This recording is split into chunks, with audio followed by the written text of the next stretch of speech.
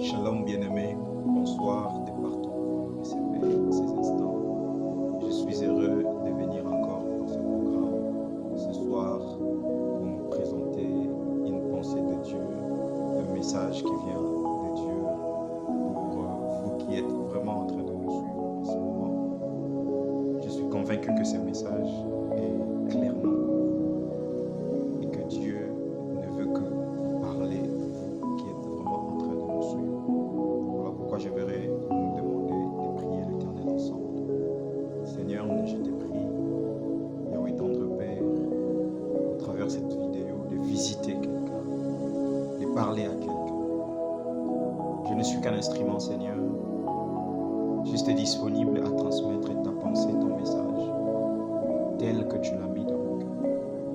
Et ce soir, Seigneur, il y a un frère, une sœur, un père, une mère qui va se concentrer à suivre ce programme, prenant son temps et espérant trouver dans celui-ci une réponse peut-être à sa question, une solution peut-être à sa réponse, à son problème.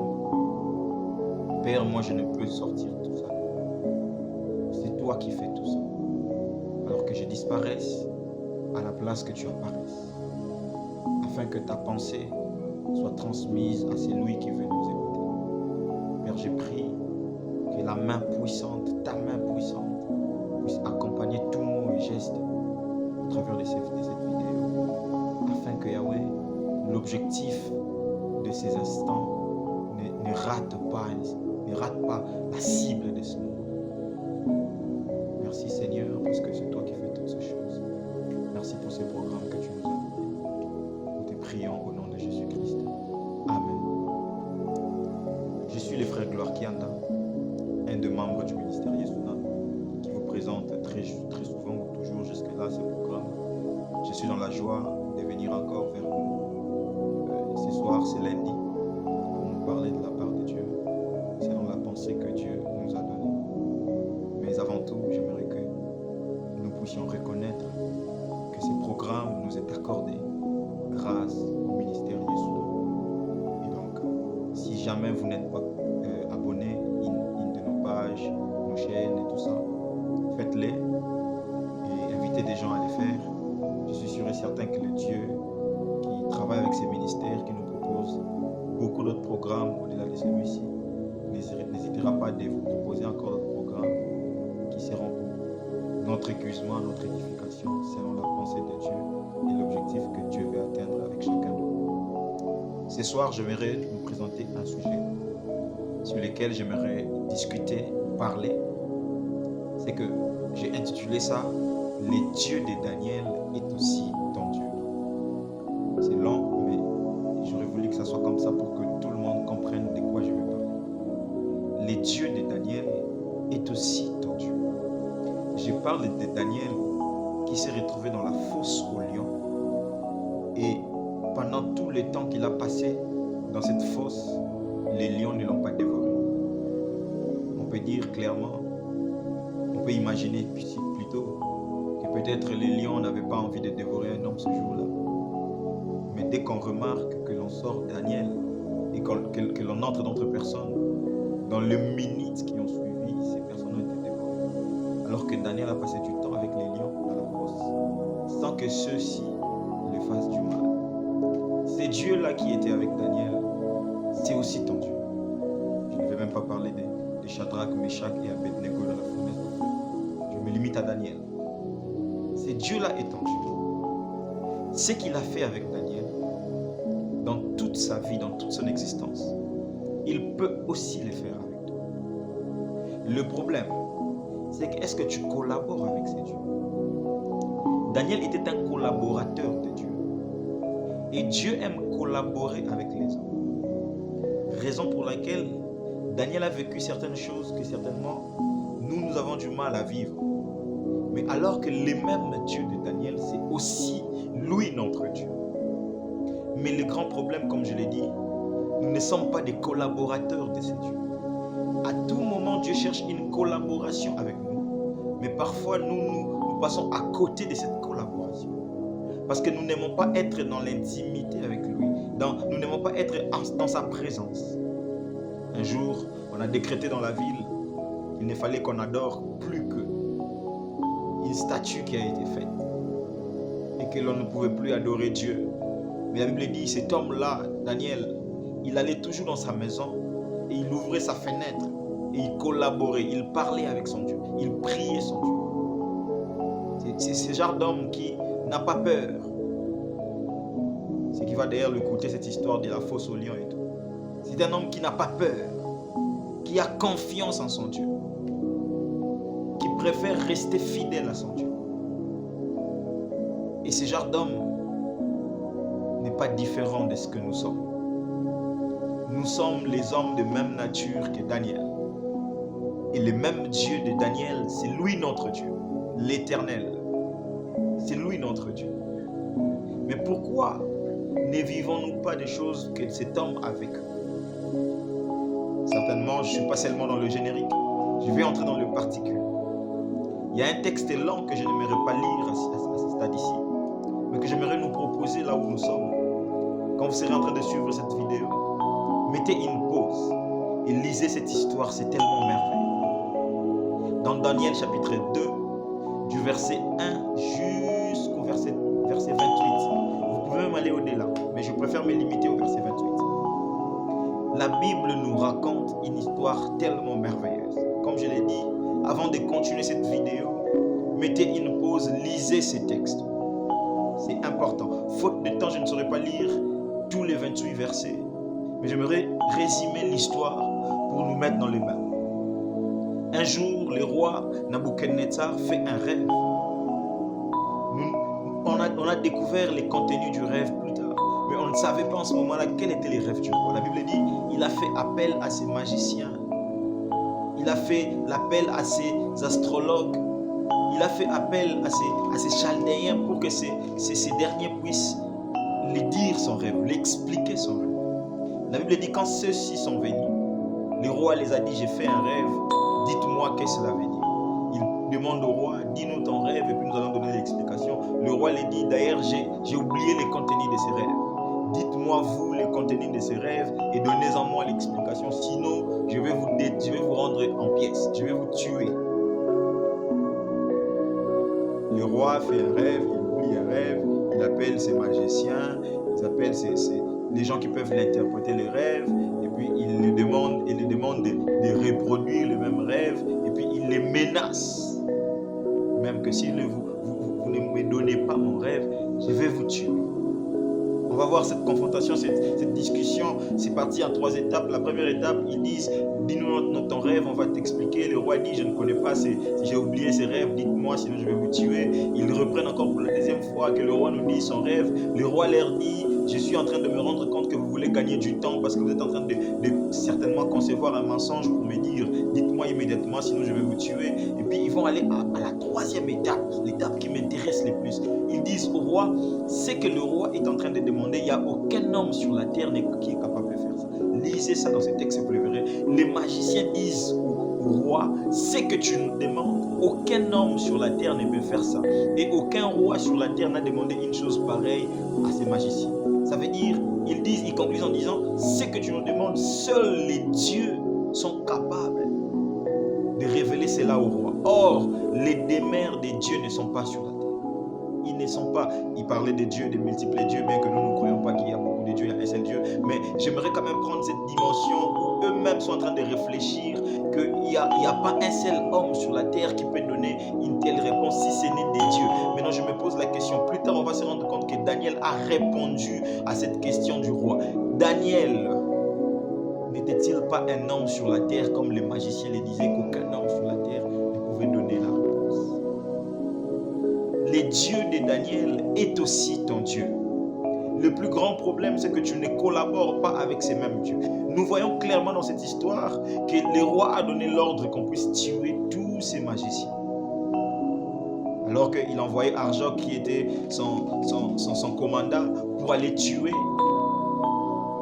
La Bible dit, Daniel est venu à sa rencontre. Il a posé la question, pourquoi voulez-vous tuer ces hommes? Ces derniers disent, c'est la décision du roi. Il pose la question, mais pourquoi une telle sentence? Pourquoi une telle décision tellement dure du roi? Daniel demande ça à Arjoc. Et Arjoc lui répond, lui explique tout ce qui s'est passé. Mais j'aime l'audace de Daniel. Il dit, ne les tuez pas. Je vais moi-même aller voir le roi. Et il va voir le roi. Il lui dit, roi, donne-moi juste le temps. Je viendrai te dire ton rêve et je te donnerai l'explication. La première attitude de Daniel, c'est qu'il arrête d'abord un processus qui était la décision du roi. Il arrête un processus. Savez-vous, à l'époque, en ce moment-là, les rois étaient vus comme des dieux sur la terre. Mais un roi qui a donné un ordre, Daniel arrête cet ordre. Quel danger, Daniel, quel danger tu es en train de te mettre, toi et tes compagnons? Il arrête ça. Il prend l'audace de venir vers le roi et de lui dire, roi, bon, donne-moi seulement du temps, je vais aller et puis je vais venir. Mais que vas-tu aller faire, Daniel, pour que tu ramènes la réponse au roi? Pendant ce temps, tu as arrêté une décision qui devait être exécutée. La première attitude de Daniel est remplie d'audacité, remplie de courage, remplie de confiance. Mais quand je lis la suite de ces textes, je vois Daniel qui revient vers ses compagnons. Il est dit, supplions l'Éternel pour qu'il nous donne les rêves du roi. Demandons sa miséricorde pour qu'il nous donne les rêves du roi. Je vois une deuxième attitude de Daniel qui vient devant Dieu, qui vient comme quelqu'un, malgré son audacité derrière, devant le roi, malgré son courage, sa détermination, sa confiance. Mais quand il rentre devant l'Éternel dans le secret, il reconnaît que ces choses ne sont possibles que si l'on demande la miséricorde de Dieu. Quelle collaboration Daniel avait avec Dieu. Parce que la Bible dit, il a demandé le temps. Et juste la nuit, pendant qu'ils étaient en train de prier, Dieu lui donne la vision et il lui révèle les songes du roi. Et quand il vient vers le roi, il lui dit, roi, moi je vais donner des songes et puis je vais te donner l'explication, etc. Et puis le roi qui va poser la question, tu es vraiment sûr? Et puis Daniel qui va dire quelque chose de très merveilleux. Il y a un Dieu dans les cieux dont rien n'est resté caché. Ce qui veut dire, quand Daniel demandait du temps au roi, il allait aller consulter celui devant qui aucune chose n'est restée cachée. Il savait pendant qu'il était devant le roi que là, si je vais vers celui devant qui rien n'est caché, il va me le dire. Quelle confiance Daniel avait-il en Dieu? Il savait, pendant qu'il rencontre Arjoc et pendant le temps qu'il va aller voir le roi, on n'a pas vu une seule seconde où Daniel a pris le temps de prier pour savoir s'il devait y aller ou pas. Il a fait confiance en son Dieu. Les dieux que toi tu pries. Daniel a fait confiance en ce Dieu et il est allé vers le roi. Il a proposé lui-même cette résolution au roi pour lui dire, donne-moi le temps. La confiance qu'il avait en ce Dieu, il savait que si je vais le consulter, par sa miséricorde, il va m'accorder ce que je lui demanderai. Pourquoi quand toi tu pries le même Dieu, tu ne crois pas que par sa miséricorde, il peut t'accorder ce que toi tu le demandes, comme Daniel le savait? Le problème, c'est que tu ne fais pas confiance en ton Dieu tel que Daniel faisait confiance en son Dieu. Certains risques, tu as peur de le prendre. Pourquoi? Parce que tu penses que c'était seulement le Dieu de Daniel. Il ne peut pas faire la même chose que toi. Écoutez, je vais dire une chose à quelqu'un. Si tu fais confiance à l'Éternel, de la même manière que Daniel a fait confiance à l'Éternel, il est impossible que les résultats qui ont accompagné ces hommes à la personne de Daniel ne t'accompagnent pas si tu places dans cette confiance-là la foi que l'Éternel consomme à tout moment. J'aimerais te dire ça clairement. Si ces hommes ont vécu de ces choses comme cela, parce qu'ils savaient mettre les dieux que toi tu pries au défi. Le problème, c'est que Daniel a confiance en Dieu, toi tu n'as pas confiance en Dieu. Daniel sait que si je pars, c'est un Dieu qui collabore. J'aimerais dire à quelqu'un, le Dieu de Daniel, le Dieu que tu pries, il collabore avec les hommes dans le temps et dans l'espace. J'aimerais mieux te l'expliquer. Daniel demande le temps. Pendant qu'il demande le temps, il ne sait même pas si le Dieu qui va aller prier va lui répondre exactement dans ce temps. Mais il avait la confiance que les dieux devant qui rien n'est caché pouvaient lui répondre dans le temps. Les dieux dont nous prions collaborent dans le temps. Et lorsque Daniel est allé prier avec ses compagnons, dans le temps, Dieu lui a donné la vision. Et lorsqu'il est revenu vers le roi, il a dit ce que les hommes pensaient qu'il était impossible à un homme sur la terre. J'aimerais te dire une chose vraie. Ce que les hommes pensent que c'est impossible sur la terre, qu'un homme puisse le dire, l'homme qui collabore avec celui devant qui rien n'est caché pénètre. Mais je disais qu'il collabore dans le temps et dans l'espace. Le temps, c'est le temps que Daniel a demandé pour que Dieu collabore avec lui, lui donne l'essence du roi. Mais l'espace, c'est l'espace dans lequel Daniel s'est retrouvé. Vous le savez que Daniel, en ce moment-là, ils étaient en déportation où? En Babylone. Ils ont quitté leur pays, ils étaient en Babylone. Ils étaient en captivité. Lorsque Arjoc vient annoncer au roi qu'il devait voir quelqu'un, il dit au roi, j'ai trouvé parmi les captifs de Juda un homme qui va te donner l'explication de ton rêve. C'est-à-dire, Daniel et ses compagnons étaient des captifs. Ils étaient dans une terre étrangère. Mais le Dieu que toi tu pries n'a pas besoin de savoir, es-tu sur ta terre ou es-tu sur une terre étrangère. Vous allez vous rendre compte que plus tard, quand Daniel sera en train de prier pendant 21 jours, vous le savez, cette histoire, c'est que l'ange est venu depuis les premiers jours, mais parce que Daniel n'était pas sur sa terre, l'ange a été résisté pendant 21 jours, s'il vous plaît. L'espace était tellement miné, tellement rempli d'idolâtrie, rempli de choses qui sont obscènes devant Dieu, rempli de choses impures. Mais cela ne pouvait pas empêcher Dieu d'agir, de collaborer avec son collaborateur terrestre. J'aimerais dire à quelqu'un, le temps n'est pas une chose qui concerne Dieu. L'espace, ce n'est pas une chose qui empêche Dieu d'agir. Les dieux que tu pries, les dieux de Daniel, c'est un Dieu qui collabore dans le temps et dans l'espace. Et tout ce qu'il cherche, c'est des hommes qui ont de l'audace comme Daniel. C'est des hommes qui ont la confiance comme Daniel. C'est des hommes qui exactement ont le courage comme Daniel.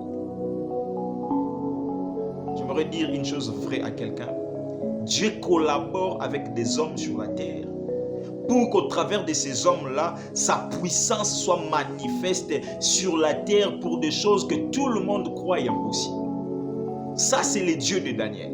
Pendant que les magiciens et tous les autres pensaient qu'aucun homme sur la terre ne pouvait donner une telle réponse, Dieu collabore avec Daniel sur la terre pour ramener une chose que tout le monde pense être impossible sur la terre. Le problème, c'est que toi, tu ne fais pas confiance. Quand Daniel fait confiance devant le roi, il déclare des choses que personne ne lui a dit. Personne ne lui a demandé de faire ça. Il le fait et après, il va aller collaborer avec Dieu. Il sait que si je veux obtenir une chose, je ne l'obtiendrai pas parce que je le mérite, je l'obtiendrai par miséricorde. Le Dieu que tu pries, c'est le Dieu dont Paul appelle les dieux de toute compassion, les dieux de toute miséricorde. C'est un Dieu qui sait que tu ne mérites pas, mais que si tu lui fais confiance, sa miséricorde est possible de te donner, de collaborer avec toi et de te donner même les songes de quelqu'un qui t'a demandé si réellement tu pries, dis-moi ce que je veux. Frère, j'aimerais te dire une chose vraie. Dieu n'aime pas être couvert de honte par ceux qui sont vraiment appelés par lui, par ceux qui lui font confiance, par ceux qui sont courageux lorsqu'il parle de lui. Dieu ne se laisse, il n'aime pas se laisser décevoir. Qu'est-ce que je veux dire? Dieu ne laisse pas que ces genres d'hommes soient déçus de lui. Il manifeste sa toute puissance. Il se laisse voir et il donne à l'homme qui a l'audace, le courage et la confiance en lui ce qu'il cherche. Dieu collabore avec les hommes qui sont sur la terre afin de ramener des choses impossibles aux yeux des hommes sur la terre. La Bible dit, le monde attend avec ardent désir la manifestation du Fils de l'homme, du Fils de Dieu. Si tu ne collabores pas avec les dieux de Daniel, qui est aussi ton Dieu, tu es en train de freiner les surnaturels, l'accomplissement des surnaturels sur la terre. Il est temps que les hommes qui sont autour de nous comprennent que nous avons une dimension spirituelle qui peut sauver, qui peut ramener beaucoup de choses, qui peut changer la cour de quelque chose, qui peut même sortir les pays dans la pauvreté. Il est temps que l'on se rende compte de ces choses. Qu'il est possible que l'on dise au président que donnez-nous un peu du temps, un groupe, une seule personne, je vais aller prier, je vais aller collaborer avec Dieu et il va te sortir. Il va sortir tous les pays dans la pauvreté. C'est Dieu de Daniel, c'est le même Dieu que nous prions. Mais le problème, nous avons du mal à faire confiance à ces dieux. Nous avons du mal à collaborer avec ces dieux. J'aimerais conclure en disant ceci. Quand tu es dans la rue, devant une situation, Dieu a besoin de ton courage. Il a besoin de collaborer avec ta foi. Il a besoin de collaborer avec ta confiance. Tu as reçu l'autorité et la puissance. Déclare des choses là-bas et viens collaborer avec lui par sa miséricorde dans les secrets. Et le Dieu de Daniel qui a accompli cette histoire dans le public, tout en collaborant avec Daniel dans les secrets, accomplira des grandes choses de la manière dont même toi-même par qui Dieu va passer pour le faire, tu resteras étonné. Tout ce que je vais te dire, c'est que les hommes, les magiciens, les gens de ce monde croient que personne sur la terre ne peut le faire. Dieu, devant qui rien n'est caché, collabore avec des hommes qui sont sur la terre pour ramener ces choses-là afin de manifester sa puissance et d'étonner tout le monde, afin que tous sachent que c'est lui qui est Dieu et que c'est lui l'Éternel et que tout est entre ses mains. Collabore avec les dieux que tu pries, les dieux de Daniel, et toutes les choses sur lesquelles tu cherches, tu espères depuis longtemps, toutes les choses que tu cherches, c'est Dieu te le ramènera sur la terre. Seigneur, je prie au nom de Jésus que cette parole, Dieu d'amour, soit en train de faire révolter quelqu'un là où il est. Qu'il se rende compte que la situation qu'il traverse autour de lui, dans sa vie, dans sa famille, partout où nous sommes, c'est juste parce qu'il refuse de te faire confiance, parce qu'il ne veut pas collaborer avec toi. Notre collaboration avec toi est question de courage et de confiance. Aussi de l'audace comme Daniel. Permet à quelqu'un d'avoir le courage comme Daniel, la confiance comme Daniel, l'audace comme Daniel. Et quand des choses comme ça arriveront devant nous, on n'aura plus peur de ce qui va arriver plus tard. Car Daniel savait déjà depuis le départ que ces choses étaient capables d'arriver. Voilà pourquoi il n'a cessé de te faire confiance. Même quand on lui disait qu'on va le jeter dans la fosse au lion, il savait que le Dieu qu'il avait révélé les songes du roi était capable d'arrêter les lions de Balbouche. Seigneur, accorde-nous où nous allons être tellement grands et forts que nous voulons avoir la confiance en toi dès le départ. Accorde-nous d'avoir cette confiance et de marcher avec toi, d'avoir le courage, l'audace quand il s'agit de toi, car rien n'est impossible. Je prie au nom de Jésus-Christ que cette histoire devienne une vie de quelqu'un et qu'il comprenne que le Dieu de Daniel est aussi son Dieu. Au nom de Jésus, Père, j'ai prié. Laisse que cette histoire prenne chair dans nos vies. Amen. Que Dieu vous bénisse énormément. Merci de nous avoir suivis. Nous sommes convaincus que vous aurez compris beaucoup de choses et que vous vous révolterez contre toutes les pensées de peur et de doute qui viennent en vous et de découragement. Et vous serez audace, confiant et courageux quand il s'agit de ces dieux. Quant à moi, je vous dis au revoir et à nous revoir le